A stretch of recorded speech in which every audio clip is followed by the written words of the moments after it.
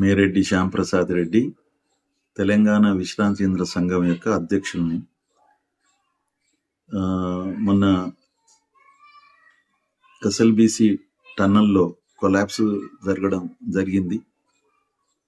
Inlet వైపు నుంచి 14 kilometre దగ్గరని మనకు వార్త వచ్చింది. దాని తర్వాత 8 మంది వర్కర్సు, ఇంజనీర్సు అందులో చిక్కుబడిపోయినట్టుగా వార్తలు వచ్చినాయి. ఇప్పుడు వారిని బయటికి తీయడానికి అని చెప్పేసి అన్ని శతవిధాలుగా ఇక్కడ రాష్ట్ర ప్రభుత్వం, కేంద్ర ప్రభుత్వం సంబంధించినటువంటి డిజాస్టర్ మేనేజ్మెంట్ గ్రూప్స్, బృందాలు రావడం జరిగింది. అదేవిధంగా ఆర్మీ, తర్వాత నేవీ సంబంధించినటువంటి రెస్క్యూ టీమ్స్ కూడా రావడం జరిగింది. దాని తర్వాత మనకు తెలిసినటువంటి మన సింగరేణి కాలరీకి సంబంధించిన రెస్క్యూ టీంలు కూడా అక్కడ అందరూ అక్కడికి చేరారు. తర్వాత రాష్ట్ర ప్రభుత్వం యొక్క మంత్రులు, ముఖ్యంగా ఉత్తమ్ కుమార్ రెడ్డి గారు, జూపల్లి కృష్ణారావు గారు, తర్వాత ఈరోజు మన కోమటిరెడ్డి వెంకరెడ్డి గారు, జానారెడ్డి అందరూ కూడా అక్కడికి వెళ్ళారు, పర్యవేక్షిస్తున్నారు. అయితే ముఖ్యంగా జరిగింది ఏంటిది అసలు ఎస్ఎల్బిసి అంటే ఏమిటి? అసలు ఎస్ఎల్బిసి అంటే ఏంటంటే Srisailam left bank canal. Srisailam left bank canal అనేది ఇది దాదాపు ఒక 40 సంవత్సరాల క్రితం దీనికి ఒక ఆలోచన వచ్చింది. ఎప్పుడు తెలుగు గంగకు అటువైపు నుంచి ఎప్పుడైతే ఒక అంకురార్పణ జరిగిందో, తెలంగాణ వైపు కూడా దానికి ప్రత్యామ్నాయంగా ఎస్ఎల్బిసి టన్నల్ ద్వారా ఒక కెనాల్ని తీసుకుందాం అనేది ఒక ఆలోచన వచ్చి దానికి కానీ అది దాదాపు కొన్ని ప్రభుత్వాలు వచ్చినప్పుడు అంటే నల్గొండ జిల్లాకు ఒక 3 లక్షల ఎకరాలకు నీరు ఇవ్వాలనేటువంటిది ఆలోచనతో ఎస్ఎల్బిసి స్కీమ్ని ఆ రోజు దీన్ని ఫార్ములేట్ చేయడం జరిగింది.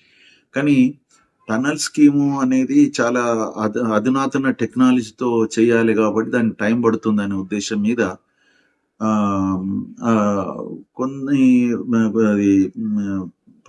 అప్పటి ప్రభుత్వాలు ఏం చేసినాయి అంటే, టెంపరీగా నాగార్జున సాగర్ నుంచి ఒక లిఫ్ట్ స్కీమ్ తీసుకుందాము, పర్మనెంట్ గా అప్పుడు ఈ టన్నల్ స్కీమ్ అని చెప్పేసి అనుకొని, తర్వాత ఈ 2 స్కీములు కూడా ఎక్కడ కామన్ పాయింట్ గా కలుస్తాయో అక్కడి నుంచి వర్క్ టేకప్ చేయడం జరిగింది 83లో. ఇప్పుడున్న ప్రజెంట్ అక్కంపల్లి రిజర్వాయర్ యొక్క 2 కిలోమీటర్ డౌన్ స్ట్రీమ్ నుంచి కామన్ పాయింట్ అనుకున్నారు. అక్కడి నుంచి మూసి వరకు కెనాల్స్ ని టెండర్లు పిలవడము, వర్క్ ప్రారంభించడం జరిగింది. కానీ దీనిలో తెలుగుదేశ ప్రభుత్వము వచ్చినప్పుడు దీన్ని లిఫ్ట్ స్కీమ్ కి ఎక్కువ ఇంపార్టెన్స్ ఇచ్చింది. కాంగ్రెస్ ప్రభుత్వాలు వచ్చినప్పుడు టన్నెల్ స్కీమ్ కు ఇంపార్టెన్స్ ఇవ్వడం జరిగింది. అయితే 94 డిసెంబర్లో అప్పుడు వచ్చినటువంటి తెలుగుదేశం ప్రభుత్వం, ఎన్టీ రామారావు గారు నాయకత్వంలో వచ్చిన ప్రభుత్వం దీన్ని లిఫ్ట్ స్కీమ్ కిందనే తీసుకొని జీవో ఇష్యూ చేసేసి దీన్ని హెడ్ వర్క్స్ కూడా టేకప్ చేయడం జరిగింది. అప్పుడు అక్కంపల్లి రిజర్వాయర్ సంబంధించిన పనులు, దాని తర్వాత నెక్స్ట్ అదే పార్టీ ప్రభుత్వం అయినటువంటి చంద్రబాబు నాయుడు గారి నాయకత్వంలో అప్పుడు పుట్టంగండి దగ్గర నుంచి లిఫ్ట్ స్కీమ్ చేయాలనేది ఆలోచన ఫైనల్ చేశారు. దాన్ని దాదాపు 97లో నుంచి 2001 వరకు పూర్తి చేసేసి 2001 సెప్టెంబర్ 1 నాడు మొదటి పంపు కూడా దాన్ని కమిషన్ చేయడం జరిగింది. అదేవిధంగా 2004లో ఇదే విధంగా 4 పంపులు కూడా కమిషన్ అయిపోయినాయి 2003 డిసెంబర్ వరకు. 2004లో రాజశేఖర్ రెడ్డి గారి ప్రభుత్వం రాగానే మేము టన్నెల్ స్కీమ్ను కూడా మేము టేకప్ చేస్తామని చెప్పడం జరిగింది వారు. అదేవిధంగా ఇమ్మీడియట్ గా ఇప్పుడు టోటల్ గా డెబ్రీస్ ని క్లియర్ చేసి, దాని తర్వాత దీని యొక్క టోటల్ గా ఇప్పుడు టీబీఎంని రిపేర్ అండ్ రీప్లేస్ ఏమేమి ఐటమ్ చేయాలనో టోటల్ గా మనకు ఎస్టిమేట్ వస్తుంది. కాబట్టి ఆ ఎస్టిమేట్ వస్తే ఇప్పుడున్న పరిస్థితి చూస్తే ఏజెన్సీ మొత్తమే దానికి మరి 100 కోట్లు అవుతాయా, 200 కోట్లు అవుతాయా, మరి ఎన్ని అవుతాయో తెలియదు. అంత అమౌంట్ వాడు పెట్టుకొని చేయాలంటే ఒక 30 కోట్ల బేరింగ్ తెప్పియడానికి ఆయనతోని 2 ఏళ్ల నుంచి తీసుకురాలేను ఆయన. ఇప్పుడు ఇంకా 200 కోట్లు పెట్టి ఆయన రిపేర్ చేసి మళ్ళీ మొదలు పెడతాడు నేను అనుకోను. ఆయన దగ్గర అంతా లేదు. కాబట్టి ప్రభుత్వం కూడా దీని మీద ఆలోచించి ఏమన్నా తను కూడా కొంచెం ఒక 50% మేము ఒక అడ్వాన్స్గా ఇస్తాం, మీరు ఒక 50% చూడండి అని చెప్తారా? అదేవిధంగా సెంట్రల్ గవర్నమెంట్ని కూడా ఏమైనా అర్జీ చేసి దీనికి స్పెషల్ ఫండ్స్ తీసుకోవాలని కోరాలని చెప్పి నేను కోరుతున్నా. మొత్తం మీద ఏజెన్సీకే వదిలేస్తే మటుకు ఏజెన్సీ అది వాడు ఏం చేయలేని పరిస్థితి అని నేను భావిస్తున్నాను నేను అసలు. కాబట్టి ప్రభుత్వం కూడా దీన్ని ప్రియారిటీలో జోన్లో పెట్టుకున్నది. కాబట్టి దీన్ని ఇప్పుడు ఇది కనుక కంప్లీట్ అయితే మనకు దాదాపు సంవత్సరానికి 250 కోట్లు కరెంట్ బిల్స్ తప్పుతాయి. ఇప్పుడు మన పుట్టంగడి నుంచి లిఫ్ట్ చేసేటువంటి అది హైదరాబాద్కు వాటర్ సప్లై కూడా దీని ద్వారా మనకు ఇచ్చుకోగలుగుతాం ఎటువంటి ఆటంకం లేకుండా. కాబట్టి ఇన్ని తీర్లు ఆలోచించి ప్రభుత్వం కూడా దీని మీద సమగ్రంగా ఆలోచించి ఒక నిర్ణయం తీసుకోవాలని చెప్పి నేను ప్రభుత్వాన్ని కోరుతున్నాను. మన రాష్ట్ర ప్రభుత్వం కానీ కేంద్ర ప్రభుత్వం యొక్క డిజాస్టర్ మేనేజ్మెంట్ టీమ్స్, తర్వాత ఆర్మీ, నేవీ, తర్వాత మన సింగరేణి కాలరీస్ ఇవన్నీ కూడా తప్పకుండా వాళ్ళ ప్రయత్నాలలో సక్సెస్ అవుతారని నేను భావిస్తున్నాను. ఎందుకంటే కాకపోతే ఏంటంటే వాళ్ళ అవతల వైపు చిక్కున్నటువంటి 8 మందిని ఎంత త్వరగా మనం కాంటాక్ట్ చేయగలిగితేనే మనం వాళ్ళని సజీవంగా చూడగలుగుతాం మనం. ఎందుకంటే ఇన్ని రోజుల నుంచి వాళ్ళకు ఆహారం కొన్ని రోజులు లేట్ అయినా పర్లేదు, కానీ గాలి అనేది మనం అందియాలన్నప్పుడు ఏ తీరుగా అందియాలి, ఒక పైపు ద్వారానా దేని ద్వారానా అందియగలుగుతారు అనేది వీళ్ళు ఆలోచించి రెస్క్యూ టీములు డెఫినెట్గా వాళ్ళ యొక్క వాళ్ళ ప్రోగ్రాము, వాళ్ళ ప్లాన్ ఏదైతే ఉన్నదో వాళ్ళ సక్సెస్ అవుతారని నేను భావిస్తున్నాను. డెఫినెట్గా అతి త్వరలో. కానీ ఏదైనా కూడా టైం బౌండ్ అయిపోయింది. ఇప్పటికీ ఇన్ని గంటలు, 56 గంటలు అయింది. కానీ ఇంకా మనకు రాత్రి మన మంత్రి గారు చెప్పిన దాని ప్రకారంగా అక్కడ భయంకరంగా ఉన్నది వాతావరణము. ఇంకా మనకు 2-3 రోజులు కనుక టైం తీసుకుంటుందని కూడా అంటున్నారు. మరి 2-3 రోజుల వరకు కూడా అక్కడ వాళ్ళు సర్వైవ్ అయ్యే అవకాశాలు ఉన్నాయా? వాళ్ళు అటువైపే ఉన్నారు. ఏది టన్నల్ బోరింగ్ మెషిన్ ఉంది కదా, అటువైపు ఉన్నారు వాళ్ళు. అటువైపు ఉన్నందుకే చిక్కుపడ్డారు. ఇటువైపు ఉన్నట్టయితే వీళ్ళతో పాటు వచ్చేవాళ్ళు కదా. వాళ్ళు అటువైపు ఉన్నారు కాబట్టి ఆ బురదలో ఉన్నారా, బయట ఉన్నారా, మీద కూర్చున్నారా, వాళ్ళకు గాలి ఉన్నదా లేదా అని మనం ఇప్పుడు ఏం చెప్పడానికి లేదు. మనం అందరం కోరుకునేదంటే వాళ్ళు ప్రాణాలతోనే ఉండాలి. దీని తర్వాత రెస్క్యూ టీమ్ సక్సెస్ అయిపోయి వాళ్ళని కాంటాక్ట్ చేసి ఏదో తీరుగా డ్రోన్ ద్వారా కాంటాక్ట్ చేసి దాని తర్వాత పైపు ద్వారా ఏమైనా చేయగలుగుతారా, ఓ పైపు కనుక ఇన్సర్ట్ చేయగలిగినట్టయితే మనకు దీని ద్వారా గాలి, తర్వాత నీరు, ఆహారము, తర్వాత కమ్యూనికేషన్ అవుతుంది. అది చేయగలుగుతారా? మరి ఏదో వాళ్ళకు డెఫినెట్గా వాళ్ళకు ఇటువంటి వాళ్ళు చాలా చూశారు కాబట్టి వాళ్ళకు అనుభవపూర్వకంగా తప్పకుండా చేస్తారని నేను భావిస్తున్నా. అదొకటి కాకుండా దీని మీద నేను ఇంకొకటి ఏంటంటే ఈ ఫెయిల్యూర్కు కారణం వాళ్ళు మనకు తెలిసింది ఏంటంటే సక్సెస్గా చేసినాము, జిఎస్ఐ వాళ్ళు అనుమతి ఇచ్చిండ్రు కాబట్టి మేము డ్రిల్లింగ్ చేసినాం అంటున్నారు. కానీ నేను ఒక డిమాండ్ చేస్తున్నాను, నేను కానీ మా అసోసియేషన్ తరఫున కానీ ప్రభుత్వాన్ని దీని మీద ఒకటి ఇండిపెండెంట్గా ఒక టెక్నికల్గా దీన్ని ఆడిట్ చేయించాలి. దీని మీద ఒకటి ఇన్వెస్టిగేషన్ అనేది జరిపి ఇన్ని 5 ఏళ్లలో కావాల్సిన పని 20 ఏళ్ళు ఎందుకు పట్టింది, దాని కారణాలు. దాని తర్వాత ఇప్పుడు ఇది టోటల్గా మేము ట్రీట్మెంట్ చేసినాము. షియర్ జోన్లో 8 మీటర్లు మేము కంప్లీట్గా 3000 టన్నుల సిమెంట్ని మేము దీనిలో వాడినామని చెప్పిన తర్వాత మళ్ళీ ఎందుకు ఫెయిల్ అయింది? ఆ ఫెయిల్ కావడానికి కారణాలు, రియల్ కారణాలు థర్డ్ పార్టీ ఇంటర్నేషనల్ ఎక్స్పర్ట్స్తోని చేయించినప్పుడే ఇది ఇలాంటి ఇంకా తీసుకోవాల్సిన జాగ్రత్తల గురించి ఇంకా ముందు తీసుకునే ప్రాజెక్టులు కూడా ఉపయోగపడుతుంది. ఇక్కడ కూడా ఎందుకు లేట్ అయింది, ఎవరిది ప్రాబ్లము, ఎందుకు ఏజెన్సీ లోపం ఉన్నదా, ప్రభుత్వాల లోపం అయితే నాకు ఎక్కడ అనిపిస్తలేదు. ఎందుకంటే వాళ్ళ ప్రభుత్వం యొక్క ఇంటర్ఫియరెన్స్ ఏమున్నది, మనకు ఈపీసీ సిస్టమ్ కాబట్టి వాళ్ళకి కావాల్సినటువంటి వర్క్ చేసిన వాటికి బిల్స్ ఇవ్వడమే మన యొక్క ప్రధాన లక్షణం, క్వాలిటీ చూసుకొని. అదే దాని మీదనే అది కావడానికి రీజన్స్ ఏంటిది, మనకు తెలిసిన రీజన్స్ అయితే ఏజెన్సీ కొంత ఆర్థిక ఇబ్బందులు ఉండడం కారణంగానే అతను ఒక్క పైసా కూడా ఇన్వెస్ట్ చేసే పరిస్థితికి లేడు అనేది మనకు తెలిసింది. అది వాస్తవమేనా? మరి అటువంటి పరిస్థితులలో ప్రభుత్వాలే అడ్వాన్సులు ఇచ్చి పనులు చేయించినటువంటి మనకు దాఖలాలు అవపడుతున్నాయి. కాబట్టి మరి టోటల్గా అదే కాకుండా ఇప్పుడు మెయిన్గా ఇప్పుడు ప్రమాదానికి కారణమైనటువంటి షియర్ జోన్ ఏదైతే ఉందో దాని ట్రీట్మెంట్ చేయవలసిన పద్ధతులు చేశారా, దానికి అన్ని రికార్డ్స్ని మొత్తం పరిశీలించినట్టయితేనే తెలుస్తుంది. ఆ ఇంటర్నేషనల్ ఎక్స్పర్ట్స్తోని ఈ షియర్ జోన్ 8 మీటర్లో ఉన్నటువంటి షియర్ జోను మట్టి వచ్చినటువంటి లూజ్ మట్టి వచ్చినటువంటి ఏరియాని పర్ఫెక్ట్గా వీళ్ళు చేసిండ్రా, వీళ్ళు మేము డ్రిల్లింగ్ గ్రౌటింగ్ చేసినామంటున్నారు. తర్వాత జిఎస్ఐ వాళ్ళు కూడా జియోలాజికల్ సర్వే ఆఫ్ ఇండియా వాళ్ళు దీనికి అనుమతించినట్టుగా డ్రిల్లింగ్ దానికి అనుమతించినట్టుగా చెప్తున్నారు. అది ఎంతవరకు వాస్తవం? వాళ్ళు రికార్డు మీద ఏమైనా ఇచ్చారా? ఓన్లీ ఓరల్గా చెప్పారా గో హెడ్ అని? తర్వాత మీరు ఇంకా పనులు త్వరగా చేయండి అంటే ఏం చూసుకోకుండా వీళ్ళు మొదలు పెట్టారా? అసలు అన్ని కంప్లీట్ కాకముందే. మాకు ఇంకా తెలిసిన సమాచారం ఏంటంటే డ్రిల్లింగ్ అయిన టైంలో కూడా 3500 లీటర్స్ పర్ మినిట్ సీపేజ్ వస్తూనే ఉన్నది. మరి అంత సీపేజ్ పెట్టుకొని కూడా డ్రిల్లింగ్ చేయొచ్చా అసలు? కాబట్టి అన్నిటి మీద ఒక సమగ్రమైన రిపోర్ట్ రావాలంటే, ఇండిపెండెంట్గా రావాలంటే ఒక నేషనల్ ఇంటర్నేషనల్ ఎక్స్పర్ట్స్తో కమిటీ వేసేసి మనం దీని మీద ఫెయిల్యూర్ కారణాలు తెలుసుకోవాలని చెప్పేసి నేను ప్రభుత్వాన్ని కోరుతున్నాను. ఇటీవలనే దాన్ని వాళ్ళు కంప్లీట్ చేసినామన్నారు. దాని తర్వాత డ్రిల్లింగ్ కూడా స్టార్ట్ అయింది మొన్న 15 ఫిబ్రవరికి. వారం రోజులు చేసిన తర్వాత 18 మీటర్లు ముందుకు వెళ్ళారు. వెళ్ళిన తర్వాత 15 నుంచి 21 వరకు డ్రిల్లింగ్ జరిగింది.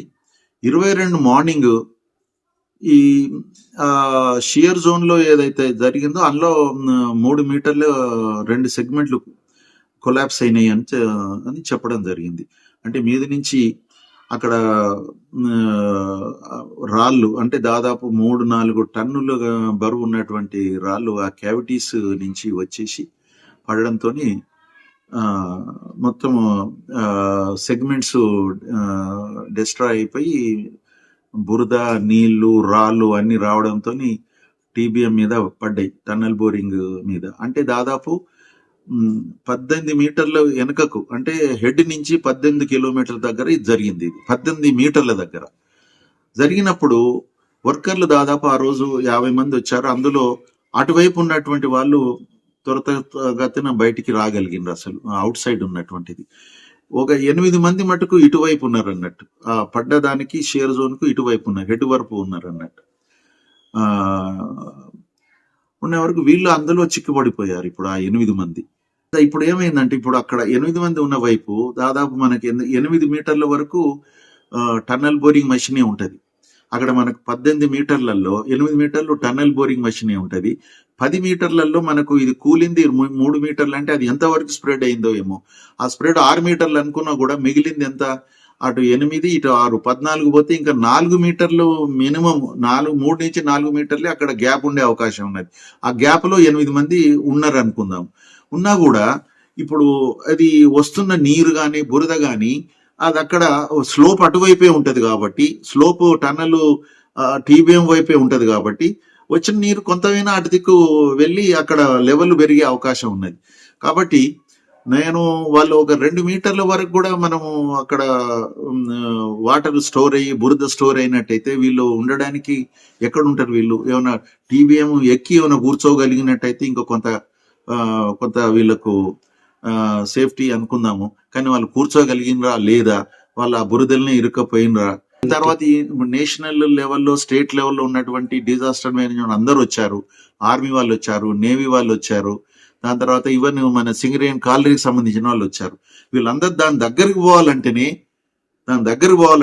12 కిలోమీటర్ల తర్వాత ఆక్సిజన్ పెట్టుకొని పోవాల్సిన పరిస్థితి ఏర్పడుతుంది. ఆ 2 కిలోమీటర్లు మరి వీళ్ళకే ఆక్సిజన్ పెట్టుకొని పోవాల్సిన పరిస్థితి ఉంటే అవతల వైపు ఉన్న వాళ్ళ పరిస్థితి ఏంటిది? అది మనం ఇక ఊహకు అందడం లేదు.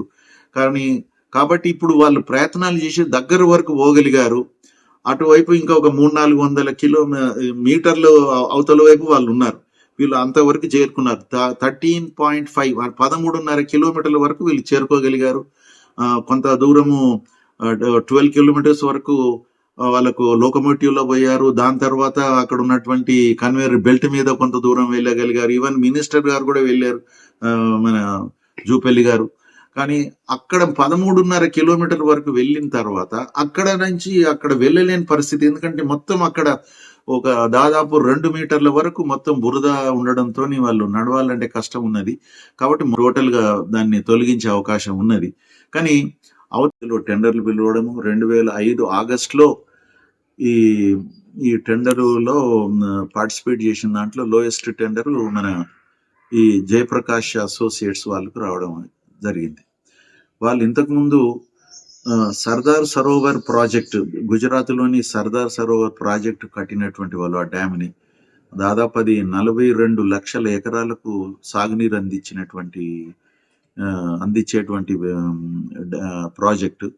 కాబట్టి మనం కూడా సంతోషించడం ఏంటంటే అంత పెద్ద అనుభవం ఉన్నటువంటి వాళ్ళు ఇక్కడ మన ప్రాజెక్టుకు రావడం అదృష్టం అనుకున్నాం. వాళ్ళు కూడా ఏంటంటే 5 సంవత్సరాలు కాదు, దీన్ని 4 సంవత్సరాలని పూర్తి చేస్తామనేది.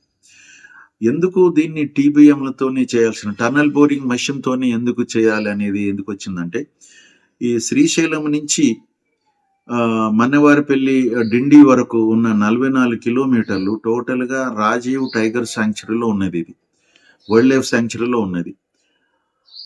వన్యప్రాణి అరణ్యంలో ఉన్నది కాబట్టి దీనికి అక్కడ ఎలాంటి బ్లాస్టింగ్లు జరగకూడదు అని చెప్పేసి కండిషన్స్ తోని మనకు సుప్రీంకోర్టు పర్యావరణ అనుమతులు ఇవ్వడం జరిగింది. బ్లాస్టింగ్ కానీ అక్కడ ఎంట్రీ సర్వే కూడా ఫారెస్ట్లకు అనుమతి లేదు. అక్కడ మన ఒక 2-3 బోర్వెల్స్ దోడుకోవడానికి కూడా మనకు అనుమతి లేదు. తర్వాత ఏరియల్ సర్వే చేసినా కూడా 5 డెసిబుల్స్ కంటే శబ్దం ఎక్కువ రాకూడదు అని ఇన్ని రెస్ట్రిక్షన్స్ తోని మనకు అనుమతులు ఇవ్వడం జరిగింది. ఆ ప్రకారంగా మనం టెండర్ పిలిచాము. ఇంటర్నేషనల్ కాంపిటేటివ్ బిడ్డింగ్ ఇది, ఐసీబీ టెండర్. దాంట్లో వీళ్ళు జయప్రకాష్ వాళ్లకు రావడం జరిగింది. ఈవెన్ చైనా రైల్వే కంపెనీ కూడా ఇలా పార్టిసిపేట్ చేసింది. అది టెక్నికల్ బిడ్లో అది రిజెక్ట్ అయింది అసలు. కాబట్టి జయప్రకాష్ వాళ్ళకు వర్క్ వచ్చింది. బాగానే బ్రహ్మాండంగా 2005 ఆగస్టులో అయిన తర్వాత 2-3 సంవత్సరాలు చక్కగానే జరిగింది.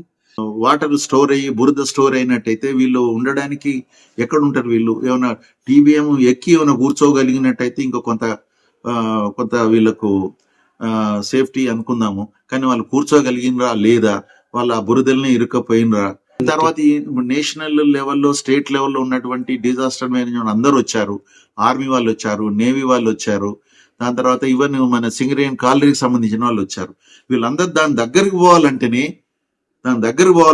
12 కిలోమీటర్ల తర్వాత ఆక్సిజన్ పెట్టుకొని పోవాల్సిన పరిస్థితి ఏర్పడుతుంది. ఆ 2 కిలోమీటర్లు మరి వీళ్ళకే ఆక్సిజన్ పెట్టుకొని పోవాల్సిన పరిస్థితి ఉంటే అవతల వైపు ఉన్న వాళ్ళ పరిస్థితి ఏంటిది? అది మనం ఇక ఊహకు అందడం లేదు. కాబట్టి ఇప్పుడు వాళ్ళు ప్రయత్నాలు చేసి దగ్గర వరకు పోగలిగారు. అటువైపు ఇంకా ఒక 300-400 మీటర్లు అవతల వైపు వాళ్ళు ఉన్నారు. వీళ్ళు అంతవరకు చేరుకున్నారు. 13.5 13.5 కిలోమీటర్ల వరకు వీళ్ళు చేరుకోగలిగారు. కొంత దూరము 12 కిలోమీటర్స్ వరకు వాళ్ళకు లోకమోటివ్ లో పోయారు. దాని తర్వాత అక్కడ ఉన్నటువంటి కన్వేయర్ బెల్ట్ మీద కొంత దూరం వెళ్ళగలిగారు. ఈవెన్ మినిస్టర్ గారు కూడా వెళ్ళారు, మన జూపల్లి గారు. కానీ అక్కడ 13.5 కిలోమీటర్ వరకు వెళ్ళిన తర్వాత అక్కడ నుంచి అక్కడ వెళ్ళలేని పరిస్థితి. ఎందుకంటే మొత్తం అక్కడ ఒక దాదాపు 2 మీటర్ల వరకు మొత్తం బురద ఉండడంతో వాళ్ళు నడవాలంటే కష్టం ఉన్నది. కాబట్టి టోటల్ గా దాన్ని తొలగించే అవకాశం ఉన్నది. కానీ అవతల వారి యొక్క రక్షణ గురించి మనం ఇంతకుముందు జమ్మూ కాశ్మీర్ లో కూడా ఇదే విధంగా ఒకసారి టన్నలు కొలాప్స్ అయినప్పుడు అటువైపు 42 మంది చిక్కుపడి ఉన్నప్పుడు నేషనల్ ఇంటర్నేషనల్ ఎక్స్పర్ట్స్ వచ్చేసి లాస్ట్ కు అన్ని ఫెయిల్ అయినా లాస్ట్ ఒక పైపుని పంపించగలిగింది. అసలు ఒక పైపుని ఇన్సర్ట్ చేసి అవతలకి పంపించడం వలన కమ్యూనికేషన్ అయింది, వాళ్ళకి ఆహారం పోయింది, నీళ్లు పోయినాయి. దాని తర్వాత అదే పైపు ద్వారా ఒక్కొక్కరు బయటికి రాగలిగారు. అలాంటిది ఇక్కడ ఏమైనా చేసే అవకాశం ఉన్నదా అనేది కూడా పరిశీలిస్తున్నారా మరి తెలియదు. మరి అలాంటిది ఎందుకంటే అన్ని లూజ్ ఉన్నది కాబట్టి ఇళ్ళ నుంచి పోయే అవకాశం ఉంది. కానీ రాళ్ళు కనుక మధ్యలో వచ్చి తట్టుకున్నట్టయితే పైపు పోవడం కష్టం. కాబట్టి ఎక్కడో దగ్గర దాన్ని ప్రయత్నం చేస్తారు. ఎందుకంటే హైయెస్ట్ రిస్క్యూ టీమ్స్ ఇప్పుడు అక్కడ ఉన్నాయి ఇండియాలో. ఇటు central, state plus army, navy అందరు ఉన్నారు. కాబట్టి డెఫినెట్ గా ఆ విషయంలో ఆలోచించి త్వరగానే దాన్ని డెబ్రీస్ ని బయటికి తీసుకురావడము, వాళ్ళని వాళ్ళతో సంపర్కం కావడానికి ప్రయత్నాలు చేస్తున్నారని నేను భావిస్తున్నా. ఏదైనా కూడా ఇది మొత్తము ఒక 5 ఏళ్ళలో కావాల్సినటువంటి పని 20 ఏళ్లకు కావడం అనేది దురదృష్టకరం. మనకు జయప్రకాష్ సర్దార్ సరోవర్ కట్టిన ఆయన వచ్చి ఇక్కడ మనకు ఆయన ఆర్థికంగా అతను ఇబ్బందులు పడడంతో మనకు ఈ పని ఇన్ని రోజులు కొనసాగింది. అతను పవర్ బిల్స్ కట్టలేని పరిస్థితికి వచ్చి తర్వాత ఒక బేరింగ్ పోతే ఇప్పుడు అవుట్లెట్ నుంచి బేరింగ్ తెప్పించుకోలేని పరిస్థితి. 2 ఏళ్ల నుంచి బేరింగ్ లేక పని ఆగి ఉన్నది ఇప్పుడు అక్కడ. కాబట్టి ఇప్పుడు అది 30-40 కోట్లే అతను ఇన్వెస్ట్ చేసుకోలేక మనం గవర్నమెంట్ పైసలు ఇస్తేనే ఆ బేరింగ్ ఆర్డర్ ఇచ్చింది, ఇప్పుడు ఆ బేరింగ్ ఇంకా రాలేదు. కాబట్టి ఒక తీరుగా ఇది టోటల్ గా అన్ని ప్రభుత్వాలు, గతంలో ఉన్న ప్రభుత్వాలు, ఈ ప్రభుత్వం కూడా అన్ని కూడా 100% అతనికి సహకరించిన ఏజెన్సీకి వాళ్ళకు అడ్వాన్సులు ఇచ్చిన, ఇప్పుడు ఉపద్రవం వచ్చినప్పుడు అడ్వాన్సులు ఇచ్చి, దాని తర్వాత ఎప్పటికప్పుడు బిల్స్ ఇచ్చి, పవర్ తర్వాత పేమెంట్స్, పవర్ బిల్స్ కూడా ఆ, ఆ, అతని నుంచి ఆ బాధ్యత తీసి ప్రభుత్వమే తీసుకొని ఇన్ని తీర్ల అతనికి సౌకర్యం కలిగించినా కూడా అతను సొంతంగా ఇన్వెస్ట్మెంట్ ఏమి చేయలేని పరిస్థితికి రావడం అనేది మన దురదృష్టకరము. ఇప్పుడు కూడా మరి ఈ డెబ్రీస్ అన్ని పోయిన తర్వాత, తీసిన తర్వాత జరిగిన నష్టం, ఇప్పుడు ఎందుకంటే అంత పెద్ద రాళ్ళు రావడంతో టీబీఎంఏ అసలు డ్యామేజ్ అయింది అని చెప్పి ఆ వర్కర్స్ చెప్తున్నారని అంటున్నారు. కాబట్టి ఆ డ్యామేజ్ అయిన టీబీఎం ని బయటికి తీసి మళ్ళీ దాన్ని రిప్లేస్లు అన్ని చేసి చేయడానికి ఎంత ఎంత మనీ అవసరం ఉన్నదో, మరి ఇప్పుడు ఈపీసీ కాంట్రాక్ట్ కాబట్టి టోటల్ గా ఏజెన్సీ దీని మీద చేసుకోవాలి. కాబట్టి ఏజెన్సీ యొక్క పరిస్థితి చూస్తేనేమో అట్లా లేదు.